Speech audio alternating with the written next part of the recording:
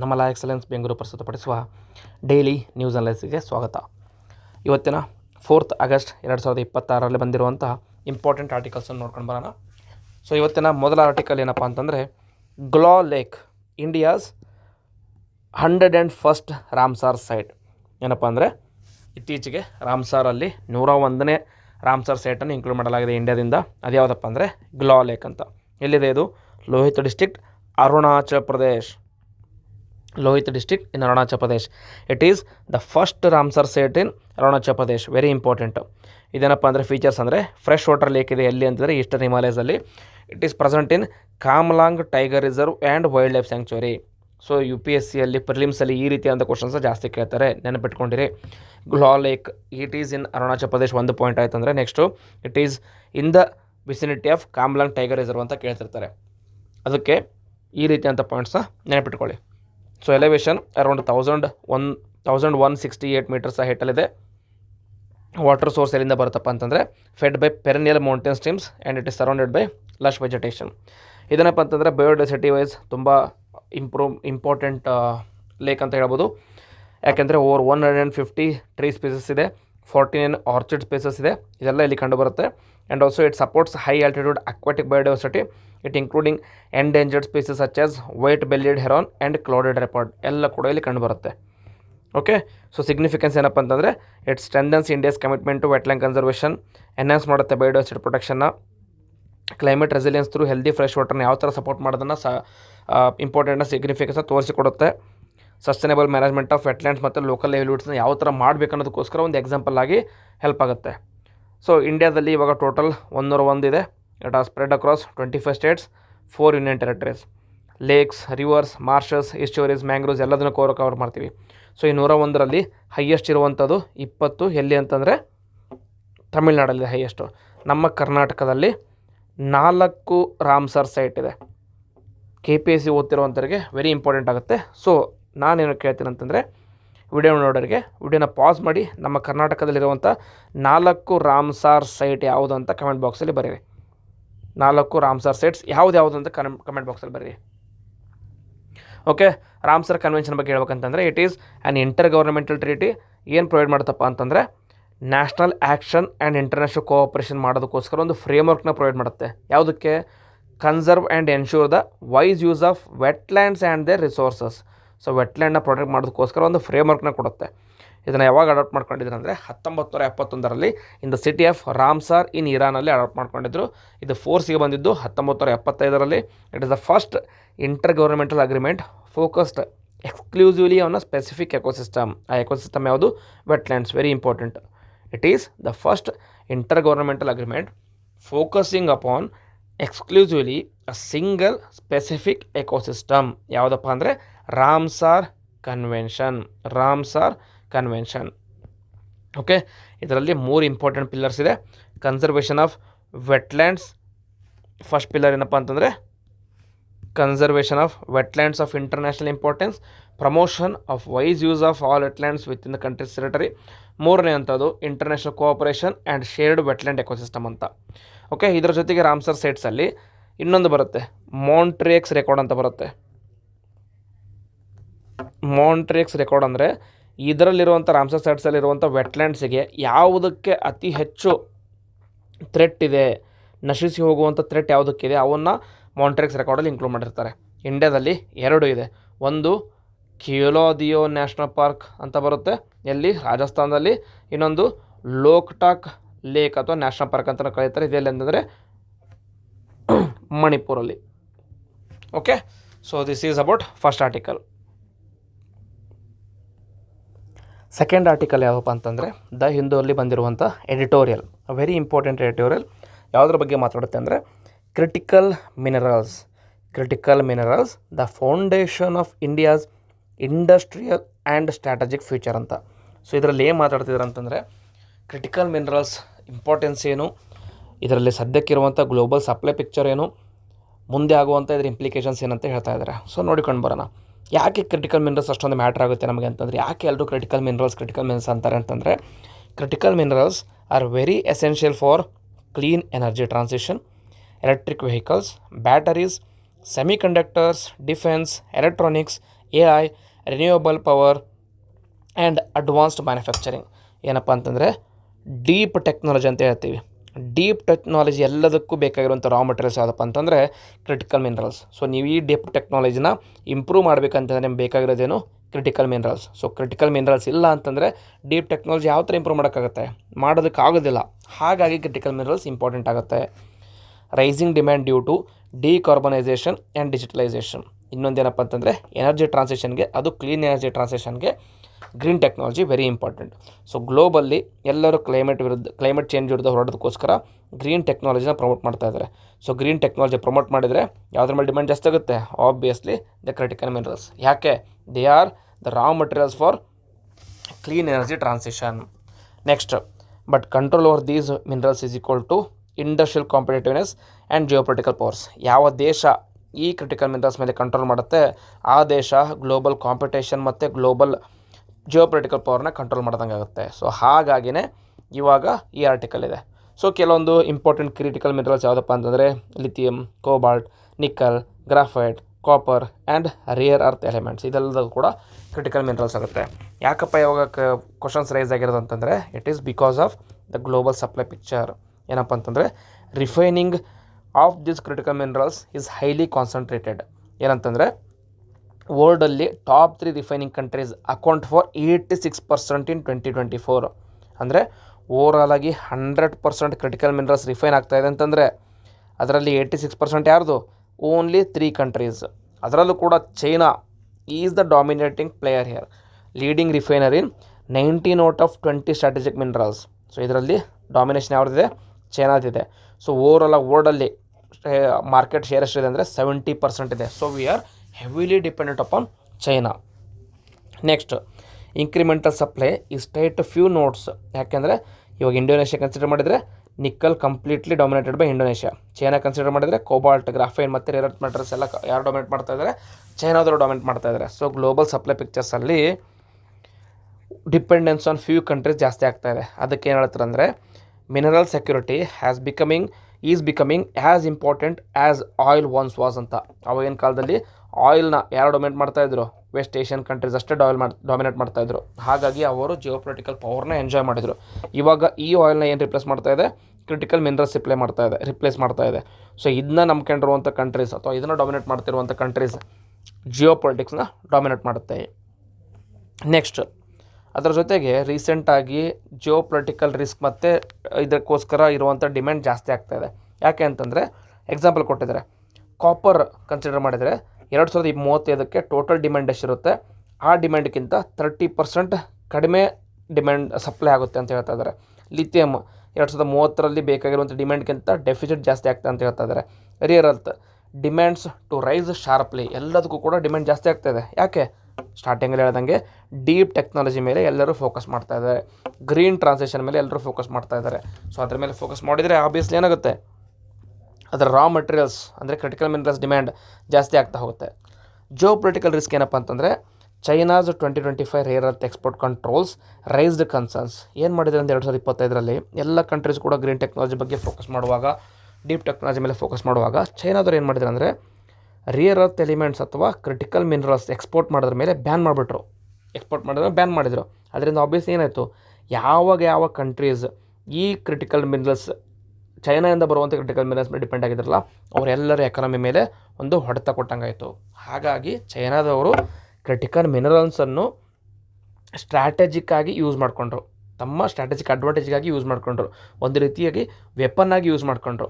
ಹಾಗಾಗಿ ಎಲ್ಲ major economies ಕೂಡ ರೆಸ್ಪಾಂಡ್ ಮಾಡ್ತಾ ಇದೆ. ಫಾರ್ ಎಕ್ಸಾಂಪಲ್ ಯುರೋಪಿಯನ್ ಏನು ಮಾಡಿದ್ರು ಅಂದರೆ ಕ್ರಿಟಿಕಲ್ ರಾ ಮಟೀರಿಯಲ್ಸ್ ಆ್ಯಕ್ಟ್ ಅಂತ ತೊಗೊಂಬಂದರು. ಆ ಆ್ಯಕ್ಟ್ ಪ್ರಕಾರ at least 10% extraction, at least 40% processing and at least 25% recycling ಆಗಲೇಬೇಕು ಅಂತ ಹೇಳಿದರು. ಅಂದರೆ ಟೋಟಲ್ ಆಗಿ ರಾ ಮಿನರಲ್ಸ್ ಇರುತ್ತಲ್ಲ, ಅದರಲ್ಲಿ 10% ಅಷ್ಟೇ ಎಕ್ಸ್ಟ್ರಾಕ್ಷನ್ ಮಾಡ್ತೀರಾ, 40% ಪ್ರೊಸೆಸಿಂಗ್ ಮಾಡೋಣ, 25% ರೀಸೈಕ್ಲಿಂಗ್ ಯುರೋಪಿಯನ್ ಯೂನಿಯನಲ್ಲೇ ಆಗಬೇಕಂತ ರೂಲ್ಸ್ ತೊಗೊಂಬಂದರು. ಆಮೇಲೆ 65%ಗಿಂತ ಮೇಲೆ ಒಂದೇ ಕಂಟ್ರಿಯಿಂದ ಯಾವುದು ಬರಬಾರ್ದು ಅಂತ, ಅಂದರೆ ಒಂದೇ ಕಂಟ್ರಿ ಡಾಮಿನೇಟ್ ಮಾಡಬಾರ್ದು ಅನ್ನೋದು ಇದು ನಿಯಮ. ಏನಪ್ಪ ಅಂತ ಇಂಡೈರೆಕ್ಟ್ಲಿ ಚೈನಾದವರು ಡಾಮಿನೇಷನ್ನ ಕಡಿಮೆ ಮಾಡೋದಕ್ಕೋಸ್ಕರ ಯುರೋಪಿಯನ್ ಯೂನಿಯನ್ ಅವರು ಲಾ ತೊಗೊಂಡು ಬಂದಿದ್ದಾರೆ.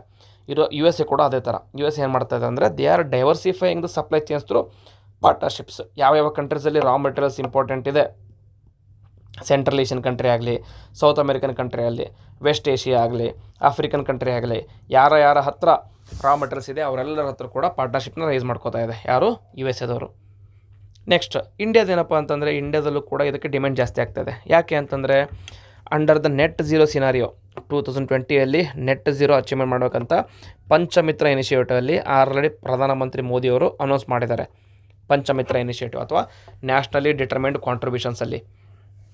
So net zero scenario achieve ಮಾಡ್ಬೇಕಂದ್ರೆ ಏನು ಬೇಕು, ಗ್ರೀನ್ ಎನರ್ಜಿ ಟ್ರಾನ್ಸಿಷನ್ ಬೇಕು. ಆಗಬೇಕಂದ್ರೆ ಏನು ಬೇಕು, ಎಲೆಕ್ಟ್ರಿಕ್ ವೆಹಿಕಲ್ಸ್ ಎಲ್ಲ ಬೇಕು. ಇದು ಬೇಕಂದ್ರೆ ಏನು ಬೇಕು, ರಾ ಮೆಟೀರಿಯಲ್ಸ್ ಬೇಕು. ರಾ ಮೆಟೀರಿಯಲ್ಸ್ ಏನು, ಕ್ರಿಟಿಕಲ್ ಮಿನರಲ್ಸ್. ಸೊ ಹಾಗಾಗಿ ಇಂಡಿಯಾದಲ್ಲೂ ಕೂಡ ಡಿಮ್ಯಾಂಡ್ ಜಾಸ್ತಿ ಆಗ್ತಾಯಿದೆ. So critical energy transition minerals could reach demand ಎಷ್ಟಾಗ್ಬೋದು ಅಂದರೆ 169 ಮಿಲಿಯನ್ ಟನ್ಸ್ ಬೈ 2070. ಓಕೆ, ಇದನ್ನ ಅಚೀವ್ ಮಾಡ್ಬೇಕಂದ್ರೆ, ನೆಟ್ ಝೀರೋ ಸಿನಾರಿಯೋ ಅಚೀವ್ ಮಾಡ್ಬೇಕಂದ್ರೆ 169 ಮಿಲಿಯನ್ ಟನ್ಸ್ ಬೇಕು. This is 51% higher than the current policy pathway. ಇವಾಗ ಏನು ಹೋಗ್ತಿದ್ವಿ ಅದರ ಪ್ರಕಾರ ಕನ್ಸಿಡರ್ ಮಾಡಿದರೆ 51% ಡಿಮ್ಯಾಂಡ್ ಜಾಸ್ತಿ ಇದೆ ಮುಂದೆ ಹೋಗೋದ್ರಾಗ. ಸೊ ಡೊಮೆಸ್ಟಿಕ್ ಪೊಟೆನ್ಷಿಯಲ್ ಎಷ್ಟಿದೆಯಪ್ಪ ಅಂತಂದರೆ, ಇಂಡಿಯಾದಲ್ಲಿ ಪೊಟೆನ್ಷಿಯಲ್ ಇಲ್ಲ ಅಂತಲ್ಲ, ಪೊಟೆನ್ಷಿಯಲ್ ಇದೆ. ಎಷ್ಟು ಅಂದರೆ ಕೋಬಾಲ್ಟ್ಗೆ 44.9 ಮಿಲಿಯನ್ ಟನ್ಸ್ ಇದೆ, ಕಾಪರ್ 163.9 ಮಿಲಿಯನ್ ಟನ್ಸ್ ಇದೆ, ಗ್ರಾಫೈಟ್ 211.6 ಮಿಲಿಯನ್ ಟನ್ಸ್ ಇದೆ, ನಿಕೆಲ್ 189 ಮಿಲಿಯನ್ ಟನ್ಸ್ ಇದೆ, monazite deposits containing rare earth element oxides ಎಲ್ಲ ಕೂಡ ಇದೆ ಇಂಡಿಯಾದಲ್ಲಿ. ಬಟ್ ಪ್ರಾಬ್ಲಮ್ ಏನಪ್ಪ ಅಂತ, ಆಮೇಲೆ ಜೊತೆಗೆ recycling can also meet up to 25% of the copper and graphite demand by the mid century. So recycling ಅಂದರೆ ಯಾವುದೋ ಅದು ಪ್ರೊಡ್ಯೂಸ್ ಮಟೀರಿಯಲ್ಸ್ನ ಯೂಸ್ ಮಾಡ್ಕೊಂಡು ಅದನ್ನು ಥ್ರೋ ಮಾಡ್ತೀವಲ್ಲ, ಥ್ರೋ ಮಾಡುವಾಗ ಇರುವಂಥ, ಇನ್ಸ್ಟೆಡ್ ಆಫ್ ಥ್ರೋ ಮಾಡೋ ಬದಲು ನೀವು ಅದನ್ನು ರೀಸೈಕಲ್ ಮಾಡಿದರೆ half of the demand, half ಅಲ್ಲ 1/4 ಆಫ್ ದ ಟೋಟಲ್ ಡಿಮ್ಯಾಂಡ್, ಈ ಡಿಮ್ಯಾಂಡ್ನ ರೀಸೈಕ್ಲಿಂಗ್ ಥ್ರೂ ಮೀಟ್ ಆಗ್ಬೋದು. ಓಕೆ, ಸೊ ಬಟ್ ಇವಾಗ ಕರೆಂಟ್ ರಿಯಾಲಿಟಿ ಏನಪ್ಪ ಅಂತಂದರೆ, we are import dependent for lithium, cobalt, nickel. ನೋಡಿ, ಕೋಬಾಲ್ಟಲ್ಲಿ 44.9 ಮಿಲಿಯನ್ ಟನ್ಸ್ ಅಂತ ಇದೆ ಅಂತ ಹೇಳಿದ್ರೆ ಪೊಟೆನ್ಷಿಯಲ್, ಬಟ್ ಆದರೂ ಕೂಡ ಇವಾಗ ನಾವು ಇಂಪೋರ್ಟ್ ಮಾಡ್ಕೊತಿದ್ದೀವಿ. ಯಾಕೆ ಅಂತಂದರೆ ಬಿಕಾಸ್ ಓನ್ಲಿ ರಿಸರ್ವ್ ಇದೆ, ಪೊಟೆನ್ಷಿಯಲ್ ಇದೆ, ಬಟ್ ಅದನ್ನ ರಿಫೈನ್ ಮಾಡೋದಾಗಲಿ, ಸೊ ಫಸ್ಟ್ ಎಕ್ಸ್ಟ್ರಾಕ್ಟ್ ಮಾಡೋದಾಗಲಿ, ರಿಫೈನ್ ಮಾಡೋದಾಗಲಿ, ಅದನ್ನು ಯೂಸೇಬಲ್ ಮಟೀರಿಯಲ್ ಆಗಿ ಕನ್ವರ್ಟ್ ಮಾಡೋದಾಗಲಿ ಆ ಟೆಕ್ನಾಲಜಿ ಇಂಡಿಯಾದಲ್ಲಿಲ್ಲ. Next graphite and rare earth elements processing is dominated by China. As a result disruption risk ಜಾಸ್ತಿ ಇದೆ.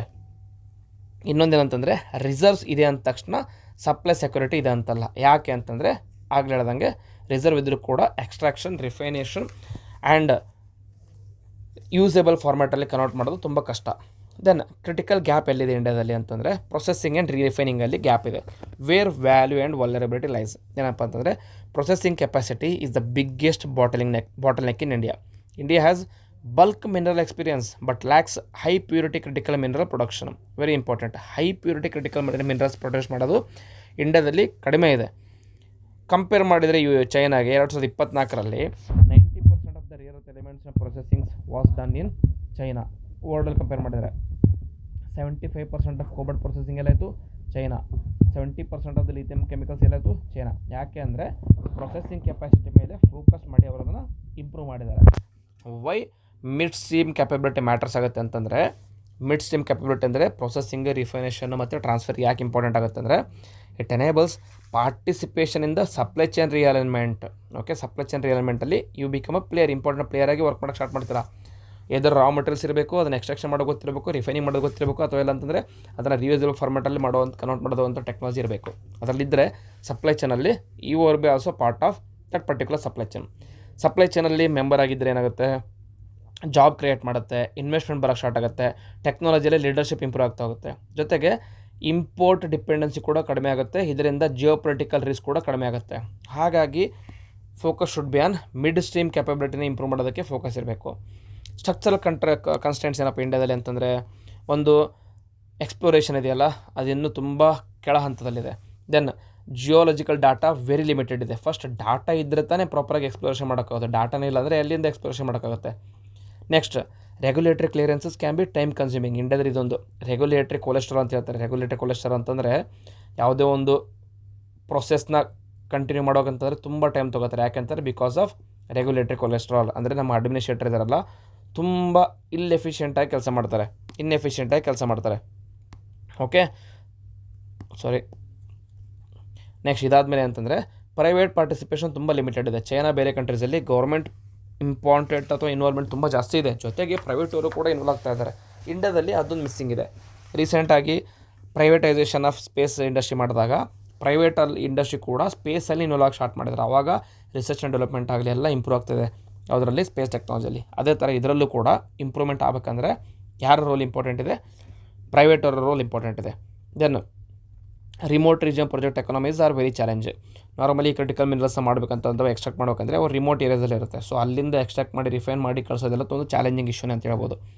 ಜೊತೆಗೆ ಮೋಸ್ಟ್ ಇಂಪಾರ್ಟೆಂಟ್ ಅಂದರೆ ಪ್ರೊಸೆಸಿಂಗ್ ಬಾಟಲ್ನೆಕ್ಸ್. ಯಾಕೆಂದರೆ ಹೈ ಪ್ಯೂರಿಟಿ ಇನ್ಪುಟ್ ಫೆಸಿಲಿಟೀಸ್ ಇಲ್ಲ. ಸ್ಮೆಲ್ಟಿಂಗ್ ಆಗಲಿ, ಪ್ಯೂರಿಫಿಕೇಷನ್ ಆಗಲಿ, ಸ್ಕೇಲ್ ಕನ್ಸ್ಟೆಂಟ್ ತುಂಬ ಜಾಸ್ತಿ ಇದೆ, especially for copper and graphite. Then recycling potential exist but feedstock collection and technology remain limited. Okay, so ಇದೆಲ್ಲದು ಕೂಡ ಇಶ್ಯೂ ಇದೆ ಇಂಡಿಯಾದಲ್ಲಿ. ನೆಕ್ಸ್ಟ್, ಇಂಡಿಯಾದವರು ಇದಕ್ಕೆ ಏನು ಪಾಲಿಸಿ ರೆಸ್ಪಾನ್ಸ್ ಮಾಡಿದಾರಪ್ಪ? ಸುಮ್ಮನೆ ಕೂತಲ್ಲ ಇಂಡಿಯಾದವರು ಕೂಡ ಅದಕ್ಕೆ ರೆಸ್ಪಾಂಡ್ ಮಾಡಿದ್ದಾರೆ. ಏನು ರೆಸ್ಪಾಂಡ್ ಮಾಡಿದ್ದಾರೆ ಅಂತಂದರೆ, ಫಸ್ಟಾಗಿ ರೀಸೆಂಟಾಗಿ 30 ಕ್ರಿಟಿಕಲ್ ಮಿನರಲ್ಸ್ನ ಐಡೆಂಟಿಫೈ ಮಾಡಿದರು. ಒಂದು ಕ್ರಿಟಿಕಲ್ ಮಿನರಲ್ಸ್ ಪಾಲಿಸಿ ತೊಗೊಂಬಂದಿದ್ದಾರೆ. ಓಕೆ, ಸ್ಟ್ರೆಂಥೆಂಡ್ ರೆಗ್ಯುಲೇಟರಿ ಫ್ರೇಮ್ವರ್ಕ್ ಮಾಡಿದ್ದಾರೆ.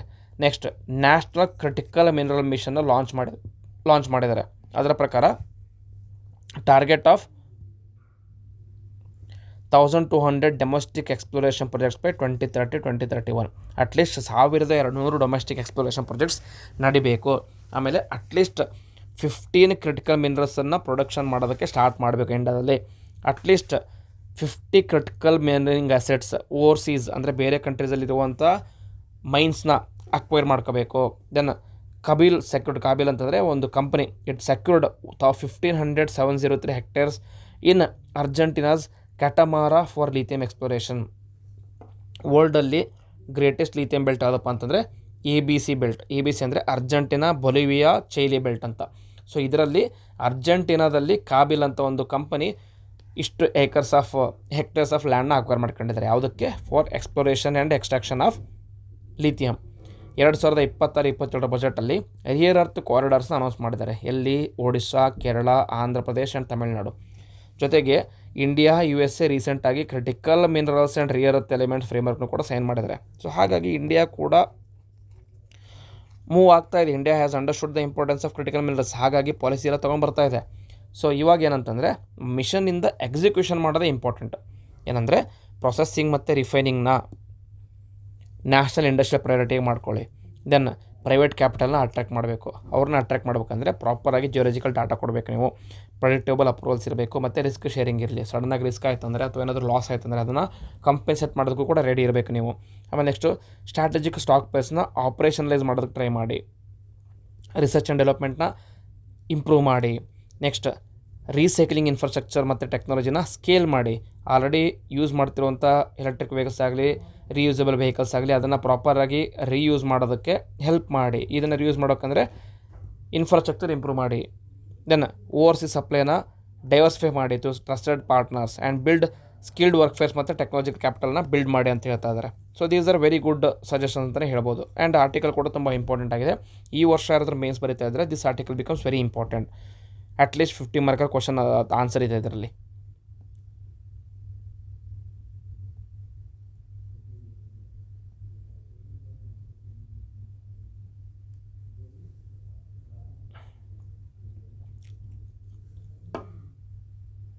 ನೆಕ್ಸ್ಟ್ ಯಾವುದಪ್ಪ ಅಂತಂದರೆ supreme court number of judges amendment bill 2026. ರೀಸೆಂಟಾಗಿ ಲೋಕಸಭಾ ಅವರು ಈ ಬಿಲ್ಲನ್ನು ಪಾಸ್ ಮಾಡಿದ್ದಾರೆ. ಸೊ ಬಿಲ್ ಏನಪ್ಪ ಅಂತಂದರೆ ಇಟ್ ರಿಪ್ಲೇಸಸ್ ದ ರೀಸೆಂಟ್ ಆರ್ಡಿನೆನ್ಸ್. ಮುಂಚೆ ಆರ್ಡಿನೆನ್ಸ್ ಪ್ರೊಮಲ್ಗೇಟ್ ಮಾಡಿದರೆ 2020ರಲ್ಲಿ ಆರ್ಡಿನೆನ್ಸ್ ರಿಪ್ಲೇಸ್ ಮಾಡೋಕ್ಕೆ ಬರುತ್ತಿರುವಂಥ ಲಾನೇ ಈ ಪರ್ಟಿಕ್ಯುಲರ್ ಲಾ. ಇದೇನು ಮಾಡುತ್ತೆ ಅಂತಾರೆ, total sanctioned strength of supreme court ಜಡ್ಜಸ್ಸನ್ನು ಇವಾಗಿರುವಂಥ 34 38 ಮಾಡ್ತಾ ಇದೆ, including the chief justice of India. 34 38 judges ಮಾಡ್ತಾ ಇದೆ. ಏನೇನು ಮಾಡಪ್ಪ ಅಂತಂದರೆ ಜುಡಿಷಿಯರಿಲಿರುವಂಥ ಪೆಂಡೆನ್ಸಿ ಆಫ್ ಕೇಸಸ್ನ ಕಡಿಮೆ ಮಾಡೋದಕ್ಕೋಸ್ಕರ ಮಾಡ್ತಿರುವಂಥ ಪರ್ಟಿಕ್ಯುಲರ್ ಲಾ ಅಂತ ಹೇಳ್ಬೋದು. 34 ಜಡ್ಜಸ್ 38 ಮಾಡ್ತಾ ಇದ್ದಾರೆ. ಇದರ ಜೊತೆಗೆ 2 ಬಿಲ್ಸ್ನು ಕೂಡ ಇಂಟ್ರೊಡ್ಯೂಸ್ ಮಾಡಿದ್ರು. ಯಾವುದಂದರೆ ಬ್ಯಾಂಕರ್ಸ್ ಬುಕ್ಸ್ ಎವಿಡೆನ್ಸ್ ಬಿಲ್ 2026, ಅಂದರೆ ಲಾಸ್ನ ಮಾಡರ್ನೈಸ್ ಮಾಡಿ admissibility of banking records as evidence ಅನ್ನೋದಕ್ಕೋಸ್ಕರ ಒಂದು ಲಾ ಇಂಟ್ರೊಡ್ಯೂಸ್ ಮಾಡಿದರು. ಬಟ್ ಅದ್ರ ಬಗ್ಗೆ ಡಿಸ್ಕಷನ್ ಆಗಿಲ್ಲ, ನಾಳೆ ನೋಡಬೇಕಾಗತ್ತೆ. ಜೊತೆಗೆ ಇಂಡಿಯನ್ ಸ್ಟ್ಯಾಟಿಸ್ಟಿಕಲ್ ಇನ್ಸ್ಟಿಟ್ಯೂಷನ್ ಬಿಲ್ ಅಂತ ಮಾಡಿದರು. ಇದು 1959 ಸೇಮ್ ನೇಮ್ ಆ್ಯಕ್ಟ್ನ ರಿಪ್ಲೇಸ್ ಮಾಡೋದಕ್ಕಿದೆ. ISI will become a statutory body corporate and president will be as a visitor and board of governors as principal and executive body. ಇದರ ಬಗ್ಗೆ ನಾಳೆ ಡೀಟೇಲಾಗಿ ಡಿಸ್ಕಸ್ ಮಾಡ್ತೀನಿ. ಇವಾಗ ಈ ಪರ್ಟಿಕ್ಯುಲರ್ ಲಾ ಯಾವುದಪ್ಪ ಅಂದರೆ increasing the judges number bill. So appointment of supreme ಕೋರ್ಟಲ್ಲಿ ಯಾವ ಥರ ಅಪಾಯಿಂಟ್ಮೆಂಟ್ ಮಾಡ್ತಾರೆ ಅಂತಂದರೆ ಆರ್ಟಿಕಲ್ 1424 ಇದೆ. Judges will be appointed by ಯಾರು? President of India. ಆ ಪ್ರೆಸಿಡೆಂಟ್ ಆಫ್ ಇಂಡಿಯಾ ಕನ್ಸಲ್ಟೇಷನ್ ಯಾರನ್ನ ಮಾಡ್ತಾರೆ? Chief justice of India and such other judges of supreme court and high court as the president may deem necessary. So ಈ particular ಪ್ರೊವಿಷನಿಂದ collegium system include ಮಾಡಲಾಗಿದೆ. Collegium system ಅಂತಂದರೆ 4 judges ಇರ್ತಾರೆ ಆ collegium ಸಿಸ್ಟಮಲ್ಲಿ, ಅವರ recommendation necessary ಆಗುತ್ತೆ. ಕ್ವಾಲಿಫಿಕೇಷನ್ ಏನಪ್ಪ ಅಂತಂದರೆ article 124(3) he should be A citizen of India, he has been a judge of a high court for at least 5 years or has been advocate of high court for at least 10 years or president opinionally he should be a distinguished jurist. So 3 qualification criteria ಕೊಟ್ಟಿದ್ದಾರೆ. Strength of the supreme court article ಪ್ರಕಾರ ಅಂತಂದರೆ parliament may by law prescribe the strength of supreme court ಅಂತ ಹೇಳ್ಬಿಟ್ಟಿದ್ದಾರೆ. Particular ಸ್ಟ್ರೆಂತ್ನ ಕೊಟ್ಟಿಲ್ಲ. So ಅದಕ್ಕೋಸ್ಕರ ಈ article ಅಂಡರಲ್ಲಿ ಇವಾಗ ಲಾನ ಪ್ರಿಸ್ಕ್ರೈಬ್ ಮಾಡಿದ್ದಾರೆ. Such law may from time to time either increase or decrease the number of judges. Very important. UPSCಯಲ್ಲಿ ಈ ಥರದ ಕ್ವಶನ್ಸ್ನ ಪ್ರಿಲಿಮ್ಸ್ ಕೇಳೋಂಥ ಚಾನ್ಸ್ ಇರುತ್ತೆ. Okay, so this is about particular article. Next article ಯಾವುದಪ್ಪ ಅಂತಂದರೆ ಅಬೌಟ್ ಏಷ್ಯಾಟಿಕ್ ವೈಲ್ಡ್ ಬಫೆಲೋ. ಏನಂತಂದರೆ recent update ಏನಪ್ಪ ಅಂತಂದರೆ ಛತ್ತೀಸ್ಗಢ ಫಾರೆಸ್ಟ್ ಡಿಪಾರ್ಟ್ಮೆಂಟ್ ಏನು ಪ್ಲ್ಯಾನ್ ಮಾಡ್ತಾರೆ ಅಂತಂದರೆ ಅಸ್ಸಾಮಿಂದ ವೈಲ್ಡ್ ಬಫೆಲೋಸ್ನ ಟ್ರಾನ್ಸ್ಲೊಕೇಟ್ ಮಾಡಿ ತಮ್ಮಲ್ಲಿರುವಂತಹ ಸ್ಯಾಂಕ್ಚುರಿಯಲ್ಲಿ ಸೇಫ್ ಗಾರ್ಡ್ ಮಾಡೋದಕ್ಕೆ ಪ್ಲ್ಯಾನ್ ಮಾಡಿದ್ದಾರೆ. ಯಾವ್ಯಾವ safeguard plannings? Pamed wild life sanctuary, Udanti Sitanadi tiger sanctuary and Indravati tiger sanctuary. So ಅಸ್ಸಾಮಿಂದ ಟ್ರಾನ್ಸ್ಲೊಕೇಟ್ ಮಾಡಿ ಛತ್ತೀಸ್ಗಢಲ್ಲಿರುವಂಥ ಈ 3 ಕನ್ಸರ್ವೇಷನ್ ಪ್ಲೇಸಸಲ್ಲಿ ಈ ಏಷ್ಯಾಟಿಕ್ ವೈಲ್ಡ್ ಬಫೆಲೋನ ಟ್ರಾನ್ಸ್ಲೊಕೇಟ್ ಮಾಡ್ತಾ ಇದ್ದಾರೆ. ಸೊ ಜನರಲ್ ಪ್ರೊಫೈಲ್ ಏನಪ್ಪ ಅಂತಂದರೆ ಇದಕ್ಕೆ ಇರುವಂಥ ಬೇರೆ ನೇಮ್ ಏನಂತಂದರೆ ಏಷ್ಯಾಟಿಕ್ ಬಫೆಲೋ ಅಂತ ಕರೀತಾರೆ, ವೈಲ್ಡ್ ವಾಟರ್ ಬಫೆಲೋ ಅಂತ ಕರೀತಾರೆ, ವೆರಿ ಇಂಪಾರ್ಟೆಂಟ್, ಏಷ್ಯನ್ ಬಫೆಲೋ ಅಂತ ಕರೀತಾರೆ, ವೈಲ್ಡ್ ಏಷ್ಯನ್ ಬಫೆಲೋ ಅಂತ ಕರೀತಾರೆ. ಸೈಂಟಿಫಿಕ್ ನೇಮ್ ಬಾಬಲುಸ್ ಆರ್ನಿ ಅಂತ ಕರೀತಾರೆ. ಟೈಪ್ ಮ್ಯಾಮಲ್ ಇದೆ ಆ್ಯಂಡ್ ಫ್ಯಾಮಿಲಿ ಬೊವಿಡೆ ಇದೆ. ಹ್ಯಾಬಿಟೇಟ್ ಅಂದರೆ swamps, flooded grasslands, other wetlands ಎಲ್ಲ ಕಂಡು ಬರುತ್ತೆ ನಿಮಗೆ. ಆ್ಯಂಡ್ ಡಿಸ್ಟ್ರಿಬ್ಯೂಷನ್ ಇದು founded in southern Nepal, eastern and central India, southern Bhutan and western Thailand. ನೋಡೋದಕ್ಕೆ ನಾರ್ಮಲ್ ಇರುವಂಥ ಎಮ್ಮೆ ಥರ ಕಂಡು ಬರುತ್ತೆ, ಬಟ್ ಇದು ವೈಲ್ಡ್ ಬಫೆಲೋ ಡಿಫ್ರೆಂಟ್ ಆಗಿರುತ್ತೆ. ವಾಟರ್ ಬಫೆಲೋ ಅಂತ ಮೇಜರ್ ಫೇಮಸ್ ಇದೆ ಅದು water buffalo. Okay, India is home to about 90% of the global population. 3500 3700 individually increase ಆಗಿದೆ. ಇಂಡಿಯಾದಲ್ಲಿ ಇಂಪಾರ್ಟೆಂಟ್ ಪ್ಲೇಸ್ ಯಾವುದಂದರೆ ಅಸ್ಸಾಂ, ಮೇಘಾಲಯ, ಛತ್ತೀಸ್ಗಢ, ಮಹಾರಾಷ್ಟ್ರ. ಸೊ ಇವಾಗ ಅಸ್ಸಾಮಲ್ಲಿ ಅತಿ ಹೆಚ್ಚು ನಂಬರಲ್ಲಿದೆ, ಅದನ್ನು ಇವಾಗ ಛತ್ತೀಸ್ಗಢಗೆ ಟ್ರಾನ್ಸ್ಲೊಕೇಟ್ ಮಾಡೋದಕ್ಕೋಸ್ಕರ. ಏನಂದರೆ ಯಾವುದೇ ಒಂದು ರೀಜನಲ್ಲಿ ಒಂದು ಪರ್ಟಿಕ್ಯುಲರ್ ಸ್ಪೀಸೀಸ್ದ population to a certain point extend ಆಗ್ತಾ ಹೋಯ್ತು ಅಂದರೆ, ಬಿಯಾಂಡ್ ಅ ಸರ್ಟನ್ ಪಾಯಿಂಟ್ ಜಾಸ್ತಿ ಆಗ್ತಾ ಹೋಯ್ತು ಅಂದರೆ ದೇರ್ ಇಸ್ ಅ ನೀಡ್. ಏನು ನೀಡಪ್ಪ ಅಂತಂದರೆ ಅಲ್ಲಿಂದ ಅವ್ರನ್ನ ಬೇರೆ ಪ್ಲೇಸಿಗೆ ಟ್ರಾನ್ಸ್ಲೊಕೇಟ್ ಮಾಡೋದು ನೀಡ್ ಬರುತ್ತೆ. ಯಾಕೆ ಅಂತಂದರೆ ಅವರ ಪಾಪ್ಯುಲೇಷನ್ ಜಾಸ್ತಿ ಆಯ್ತು ಅಂದರೆ ಎಕೋಸಿಸ್ಟಮ್ ಬ್ಯಾಲೆನ್ಸ್ ಕಡಿಮೆ ಆಗ್ತಾ ಹೋಗುತ್ತೆ, ಎಕೋಸಿಸ್ಟಮ್ ಬ್ಯಾಲೆನ್ಸ್ ಹದಗೆಡುತ್ತಾ ಹೋಗುತ್ತೆ. ಅದನ್ನು ಅವಾಯ್ಡ್ ಮಾಡೋದಕ್ಕೋಸ್ಕರ ಟ್ರಾನ್ಸ್ಲೊಕೇಶನ್ ಮಾಡ್ತಾರೆ. ಇದೇ ಥರ ಏಷ್ಯಾಟಿಕ್ ಲಯನ್ ಒಂದೇ ರೀಜನಲ್ಲಿದ್ದು ಜೆನೆಟಿಕ್ ಡೈವರ್ಸಿಟಿ ಕಡಿಮೆ ಆಗಿರೋದ್ರಿಂದ ಸಾಯ್ತಾ ಇತ್ತು. ಅದಕ್ಕೋಸ್ಕರ ಅದನ್ನ ಇಂಪ್ರೂವ್ ಮಾಡೋದಕ್ಕೋಸ್ಕರ ಏಷ್ಯಾಟಿಕ್ ಲಯನ್ ಗಿರ್ ನ್ಯಾಷನಲ್ ಪಾರ್ಕಿಂದ ಮಧ್ಯಪ್ರದೇಶಕ್ಕೆ ಟ್ರಾನ್ಸ್ಲೊಕೇಟ್ ಮಾಡೋದಕ್ಕೆ ಟ್ರೈ ಮಾಡಿದರೆ, ಅಲ್ಲಿ ಕೂನೋ ಪಾಲ್ಪುರ್ ನ್ಯಾಷನಲ್ ಪಾರ್ಕ್ ಅಂತ. Okay, these are some of the examples of translocation projects.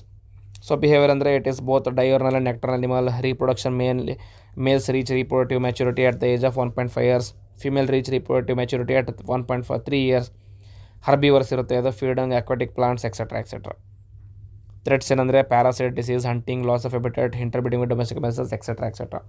Conservation list ಯಾವ ಥರ ಅಂದರೆ ಇಟ್ ಈಸ್ ಎಂಡೇಂಜರ್ಡಲ್ಲಿದೆ. IUCN ಕನ್ಸರ್ವೇಷನ್ ಲಿಸ್ಟಲ್ಲಿ ಎಂಡೇಂಜರ್ಡಲ್ಲಿ ಬರುತ್ತೆ. ಇಂಪಾರ್ಟೆಂಟ್ ಎಕಾಲಜಿಕಲ್ ಇಂಪಾರ್ಟೆನ್ಸ್ ಅಂದರೆ maintains wetland and grassland ecosystem, nutrient cycling ಮತ್ತು ಸೀಡ್ ಡಿಸ್ಪರ್ಸಲ್ಲಿ ಹೆಲ್ಪ್ ಮಾಡುತ್ತೆ, ಬಯೋಡೈವರ್ಸಿಟಿ ಮತ್ತು ಫುಡ್ ಬ್ಯಾಲೆನ್ಸ್ ಮಾಡೋದಕ್ಕೋಸ್ಕರ ಹೆಲ್ಪ್ ಮಾಡುತ್ತೆ.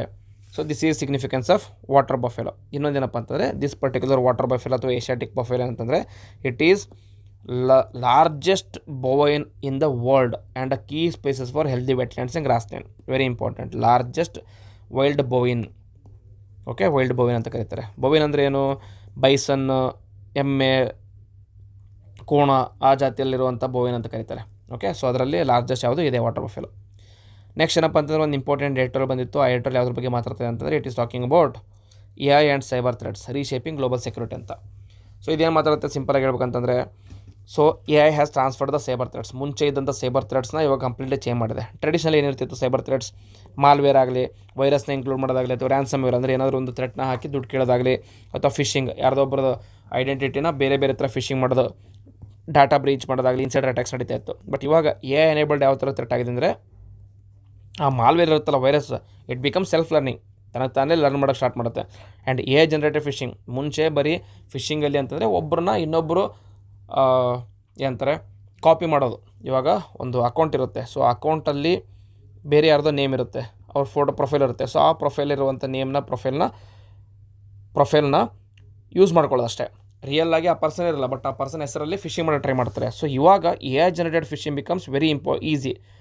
ಮುಂಚೆ ಬರೀ ಫೋಟೋ ಶೇರ್ ಮಾಡ್ಬೋದು, ಇವಾಗ ವೀಡಿಯೋಸ್ನು ಕೂಡ ಸಿಂಪಲ್ಲಾಗಿ ಎಡಿಟ್ ಮಾಡಿ ಯೂಸ್ ಮಾಡ್ಕೋಬೋದು. ಆಮೇಲೆ ನೆಕ್ಸ್ಟ್ ವಲ್ನರಬಿಲಿಟಿ ಡಿಸ್ಕವರಿನ ಆಟೋಮೇಟೆಡಾಗಿ ಸ್ಟಡಿ ಮಾಡುತ್ತೆ ಅದು. And then A assisted password crack ಮಾಡೋದು ಕೂಡ ಯೂಸ್ ಮಾಡ್ಕೊತಾ ಇದ್ದಾರೆ. And autonomous cyber agents etcetera ಜಾಸ್ತಿ ಆಗ್ತದೆ. ಸೊ ಏನು ಸೈಬರ್ ಥ್ರೆಟ್ ಆಲ್ರೆಡಿ ಥ್ರೆಟ್ ಆಗಿತ್ತು, ಆಲ್ರೆಡಿ ಅಷ್ಟೊಂದು ಸಿಗ್ನಿಫಿಕೆಂಟ್ ಆಗಿತ್ತು, ಇವಾಗ ಅದು ಎಕ್ಸ್ಟ್ರಾರ್ಡಿನರಿಯಾಗಿ ಇಂಪ್ರೂವ್ ಆಗ್ತಾಯಿದೆ. ಓಕೆ, ಸೊ ಸೈಬರ್ ಅಟ್ಯಾಕ್ಸ್ನ ಏನು ಮಾಡುತ್ತೆ ಅಂತಂದರೆ it makes it smarter, faster and harder to detect. So already harder ಮತ್ತು ಡಿಟೆಕ್ಟ್ ಮಾಡೋದು ಕಷ್ಟ ಆಗಿತ್ತು, ಇವಾಗ ಇನ್ನೂ ಹಾರ್ಡ್ ಮಾಡ್ತಾಯಿದೆ.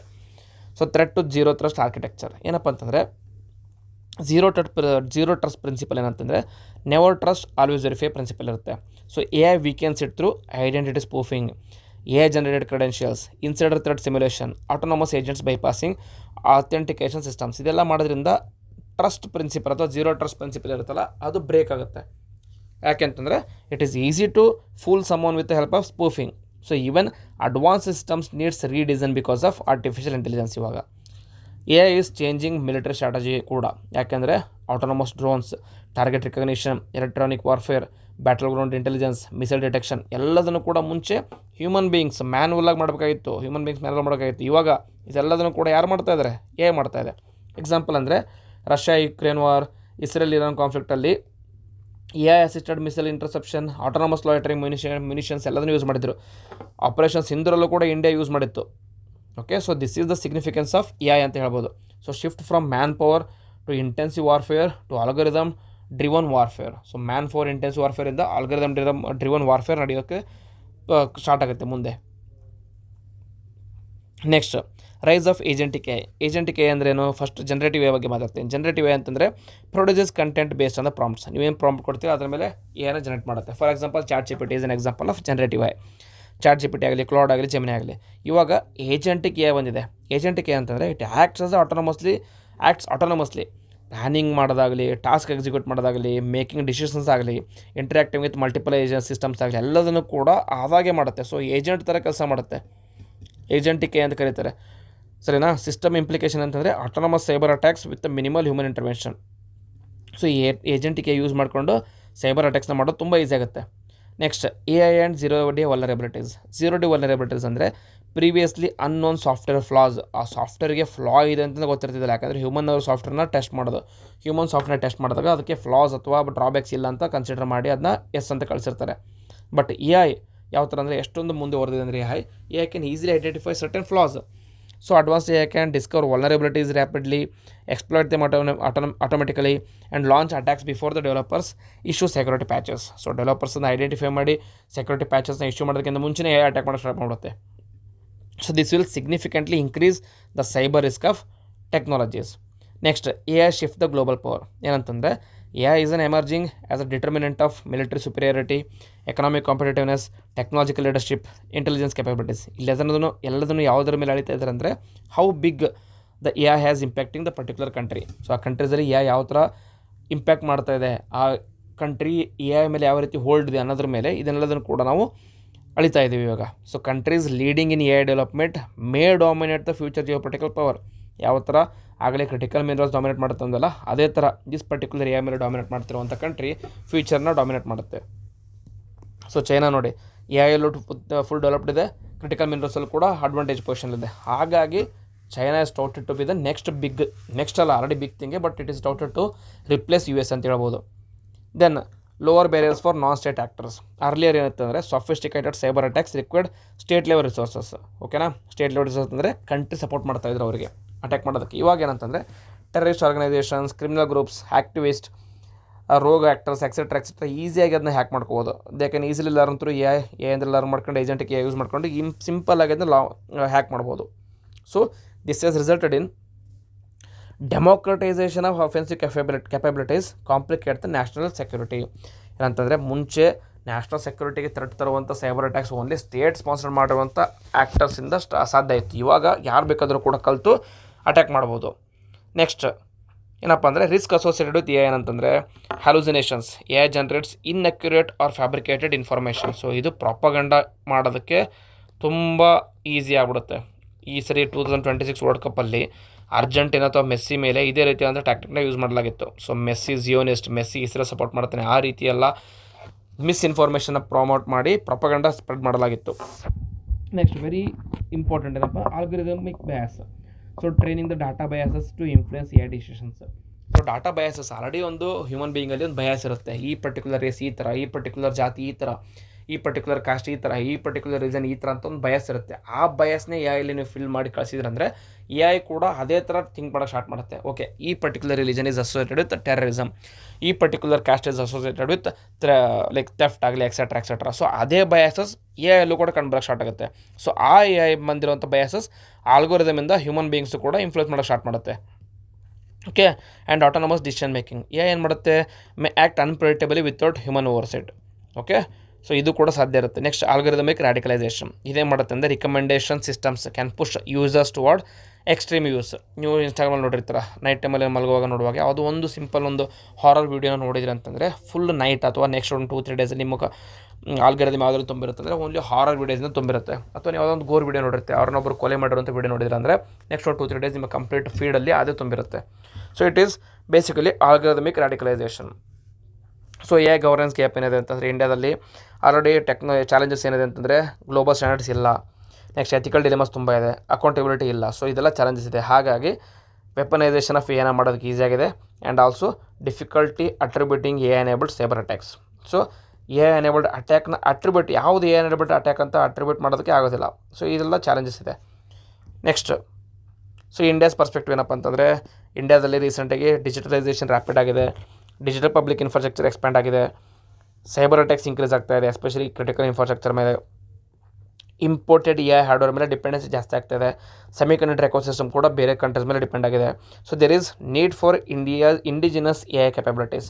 ಏನಂದರೆ ಇಂಡಿಯಾದ ಎ ಐ ಯಾವ ಥರ ಇರಬೇಕಂದ್ರೆ ಇಂಡಿಯನ್ ಡಾಟಾ ಸೆಟ್ ಮೇಲೆ ಟ್ರೈನ್ ಆಗಿರಬೇಕು, ವಿತೌಟ್ ಎನಿ ಬಯಾಸ್ ಇರಬೇಕು. ಸೊ ಆ ಥರ ಇದ್ದಾಗ ಆಲ್ಗೊರಿದಮಿಕ್ ರ್ಯಾಡಿಕಲೈಸೇಷನ್ ಕೂಡ ಕಡಿಮೆ ಆಗುತ್ತೆ. ಸೊ ಇಂಡಿಯಾ ಅದಕ್ಕೋಸ್ಕರ ಏನು ಮಾಡ್ತಿದೆ ಇನಿಷಿಯೇಟಿವ್ಸ್ ಅಂತಂದರೆ India has brought India A I mission ತೊಗೊಂಬಂದಿದ್ದಾರೆ. ನ್ಯಾಷನಲ್ ಸೈಬರ್ ಸೆಕ್ಯೂರಿಟಿ ಪಾಲಿಸಿ ಇದೆ, CERT-in, NCIIPC, India defence cyber agency etcetera ತೊಗೊಂಬಂದಿದೆ. ಬಟ್ ಆದರೂ ಕೂಡ it is not enough. Way forward ಏನಿರಬೇಕಂದ್ರೆ ಮುಂದೆ ಏನು ಬೇಕಂತಂದರೆ ಎ ಐ ಗವರ್ನೆನ್ಸ್ ಮತ್ತು ಎಥಿಕಲ್ ಫ್ರೇಮ್ವರ್ಕ್ಸ್ನ ಸ್ಟ್ರೆಂಥನ್ ಮಾಡೋಕ್ಕಾಗತ್ತೆ. Cyber resilience with A I driven defence ಬೇಕು ನಮಗೆ ಇವಾಗ. ನೆಕ್ಸ್ಟ್ ಥ್ರೆಟ್ ಇಂಟೆಲಿಜೆನ್ಸ್ ಐಡೆಂಟಿಫೈ ಮಾಡೋದಕ್ಕೋಸ್ಕರ ಎ ಐ ಕೂಡ ಯೂಸ್ ಮಾಡೋಕ್ಕಾಗುತ್ತೆ. Human in the loop for critical and defence applications. Completely A I ಅಥವಾ ಆಟೋಮೇಷನ್ ಮೇಲೆ ಡಿಪೆಂಡ್ ಮಾಡೋಕ್ಕಾಗೋದಿಲ್ಲ, ಅದರಲ್ಲಿ ಹ್ಯೂಮನ್ನು ಕೂಡ ಲೂಪಲ್ಲಿರಬೇಕಾಗುತ್ತೆ. ಇಂಟರ್ನ್ಯಾಷನಲ್ ಕೋಆಪರೇಷನ್ ಬೇಕು, ಗ್ಲೋಬಲ್ ಲೆವೆಲ್ ಸೈಬರ್ ನಾಮ್ಸ್ ತರಬೇಕಾಗುತ್ತೆ. ಇಂಡಿಜಿನಸ್ ಟೆಕ್ನಾಲಜೀಸ್, ಸೆಮಿಕಂಡಕ್ಟರ್ ಆ್ಯಂಡ್ ಸ್ಕಿಲ್ಲಿಂಗಲ್ಲಿ ಇಂಡಿಯಾದವರು ಇನ್ವೆಸ್ಟ್ ಮಾಡಬೇಕಾಗುತ್ತೆ.